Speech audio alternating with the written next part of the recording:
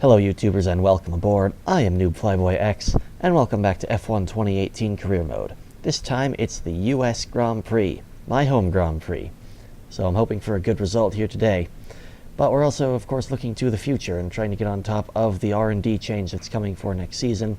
We've already got all the aero figured out, we're just looking for the reliability.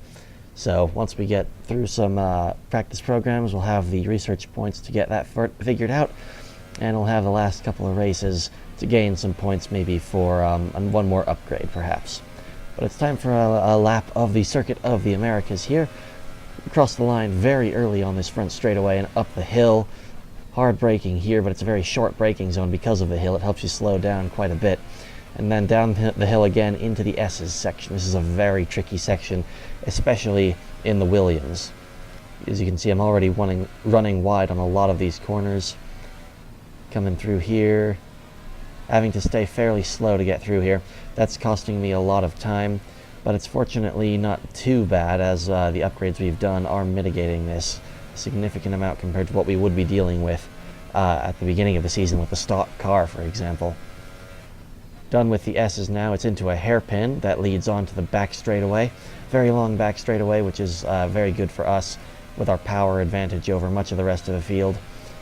We have the DRS in the practice sessions, of course, which will bring us up to a very high top speed, just about 200 miles an hour coming down here. Hard braking into this left-hander here, leading into the last sector of the Grand Prix.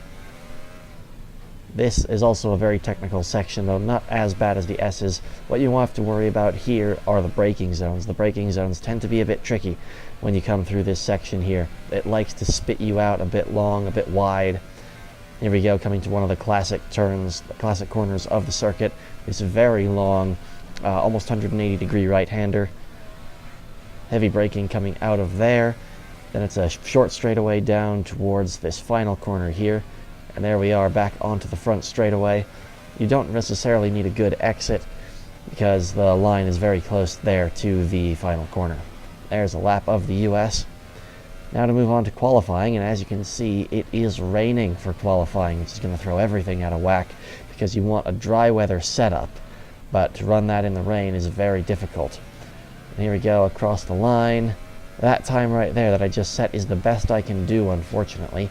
And unfortunately, other cars do improve as the session goes on. So by the end of Q1, I've wound up down in dead last. Not a good place to start from for our home Grand Prix. We'll just have to make up for it in the race. What fantastic enthusiasm we have for Formula One here in the United States of America. And it's an enthusiasm born from generations of memorable Grand Prix racing. Bruce McLaren took his maiden victory at Sebring way back in 1959, and John Watson's 1983 victory at Long Beach, well, that still holds the record for the lowest ever starting position for a race winner. Well then, after an exciting qualifying session yesterday, let's take a look at how the cars line up. Good job yesterday from Valtteri Bottas. The Finn starts from pole position, edging out Max Verstappen, who'll start from P2. Looking down the rest of the grid, we have Vettel, Hamilton, Fernando Alonso, and Grosjean, Ocon, Perez, Ericsson, and Pierre Gasly.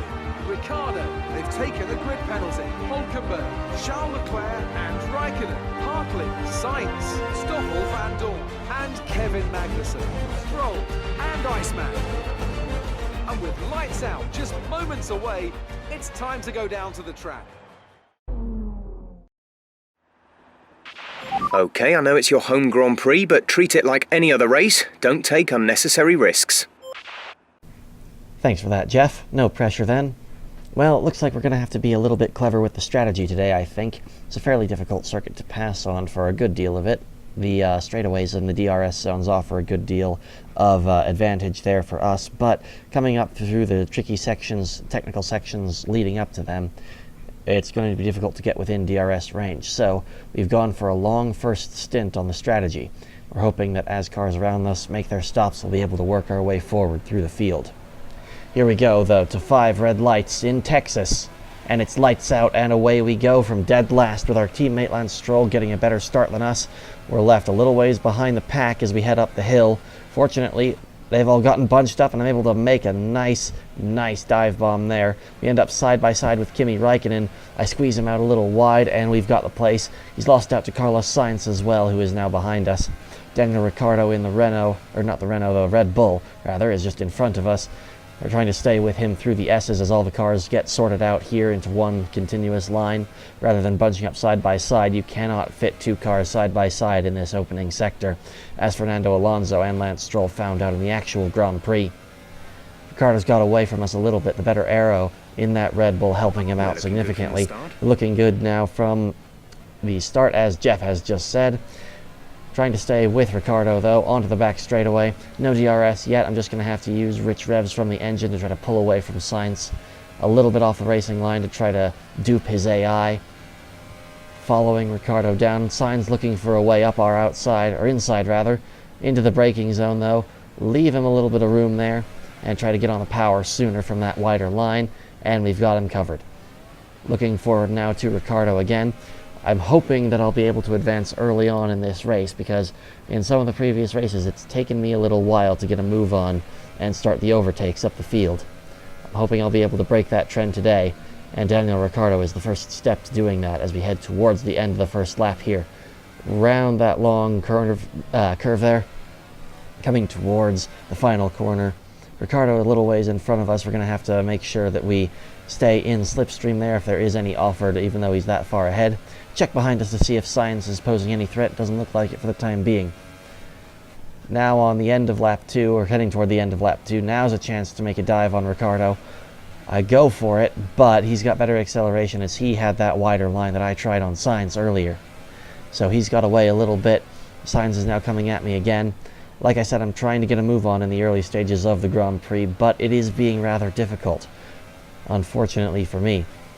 Now on lap 3, I've gone wide to the outside of the, or to the inside again, rather, of the back straightaway. Carlos Sainz with DRS this time comes up my outside, but fortunately we're able to brake later and retain the position as he was trying to get around us there.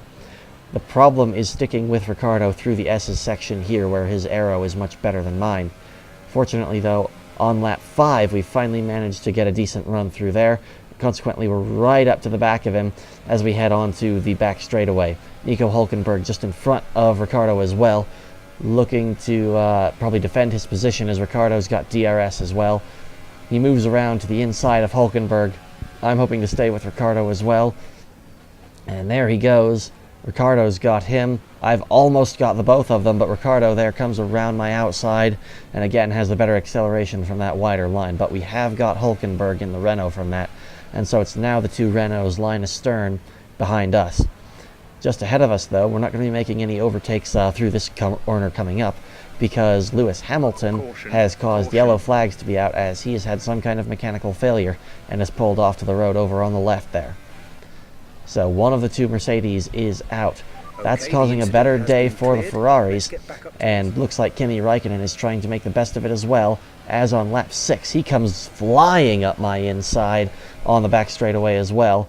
Fortunately for us, though, again, we're able to brake later and dive back up his inside, switch back into the braking zone there. On the front straightaway now, I've been using the back straightaway too much, so this time on the front straightaway up the hill. There I've got Ricciardo. Ooh, bit of a nasty impact with Sergio Perez, but no damage to either car, fortunately. So we're having to come around him fairly easily now, and now it's Pierre Gasly who we're in pursuit of. I know I can pass him. His Honda engine is not the most powerful of the field here, so we're able to close up the back of him as he has DRS on Esteban Ocon. We're able to follow him through, get the Force India, and then dive up his inside. So we are up to 7th place. Already looking very good on lap 7 from starting dead last. We'll have to see how we can make up for our bad starting position, as Sebastian Vettel did, hopefully, in the German Grand Prix. So coming around now to lap 9, Marcus Ericsson is our next target. Coming towards the end of the lap here, we're again looking to use the front straightaway. I'd use the back straightaway to gain on him through slipstream. And now we've got ourselves in a great position here on the front straightaway in the slipstream once again, pulling forward and into the braking zone we go. Later on the brakes, up the inside, and there we go. Excellent overtake, as Jeff notes here. Nice work, that brings you up a place. So with that, it's time to start focusing on our strategy again. Like I said, we are doing a very long first stint on the hardest compound tire, which ironically is the soft tire. But right now we just have to work on getting away from the cars behind us so that they don't undercut us in the pit stop. On lap 12, Max Verstappen has made his stop and has come out. He's on soft tires as well, but he'll probably have an advantage as his are brand new and mine are getting kind of worn by this time. So we're not really going to fight with him this time. We've had our revenge at Singapore. And now it's all about being consistent like usual. Getting the corners right and just making sure that the cars behind cannot catch us. We're hoping that they are going to be, making their own pit stops. And once they do that, we'll have our own window open and be able to come back out in the points.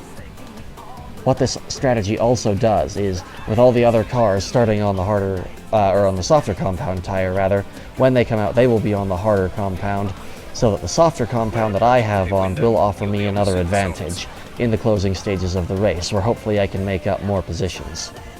4th place at the moment though is looking pretty good. There's a long train of cars behind me though, so I'm getting a little worried about them. I'm hoping I'll be able to hold them off, and like I said, hopefully they'll go into their pit stops before I have to, so that I'll be able to come out in front of them, and again on a better race tire. So it's just a matter of getting there. All we have to do is just stay consistent. With Verstappen pulling away from us, we've got just about an empty track in front of us. You can just barely see him as he heads into the hairpin there, and we just have to stay calm. By lap 16, it is finally time for a pit stop. So we pull over here to the left, head up this very tight corner here, and the auto braking for the pit stop is messing with me quite a lot there. Slowed me up a lot and I've lost some time. Fortunately though, it's not going to affect us too badly. As we come out now, we're still in the points in 8th. Carlos Sainz in the Renault there, trying to make a move around our outside, but he can't quite do it. We're able to stay in front of him there, and now it's time to see if we can catch Daniel Ricciardo again. He is the next car in front of us. It's going to be tricky though. And it turns out it's actually not to be at all, because Ricciardo has passed Fernando Alonso, and so Alonso is our next target. That McLaren though has the same Renault engine that the Red Bull does, which isn't as good in a straight line. So we're able to use the slipstream and DRS like usual. There we go, easily around the inside of him, hard on the brakes. And now it is time to see if we can once again catch Daniel Ricciardo. The gap to the car ahead is We're having to see here if we can just navigate all these technical sections well enough to catch up to him. It's going to be tricky. And it turns out that in the following 8 laps of the race, we're actually not able to catch up to him, unfortunately. So it is going to be 6th position, but that's still a good haul of points. Out in front, there's been a scrap between one of the Mercedes, the remaining one of Valtteri Bottas, and the Ferrari of Sebastian Vettel, who are scrapping at the top of the championship. For us, though, it's good enough. 6th will do.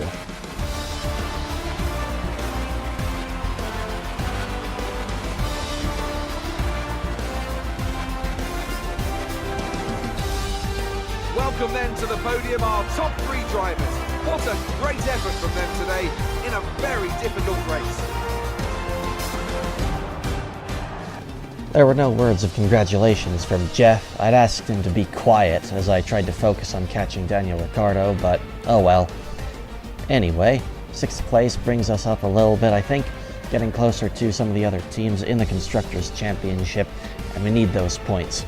We need those R&D points as well, just trying to prepare for the future, like I said. Up the top, though, Bottas with that win and Sebastian Vettel with the 2nd are closing in on their rivalry with the championship. Bottas has taken the lead. He is in the lead for quite a while in this season, and Vettel is at this point on the back foot. He's only got 3 races left now to try to match Bottas's speed, so we'll just have to see if he manages it. Up next, of course, will be the Mexican Grand Prix, which should suit our car fairly well, as it's got a very long straightaway that we can use to make overtakes. But like the USA here, it does have a back section that gets very technical, so we'll just have to see how we're able to handle that. Thank you for watching this episode, YouTubers, as always, and have a nice day.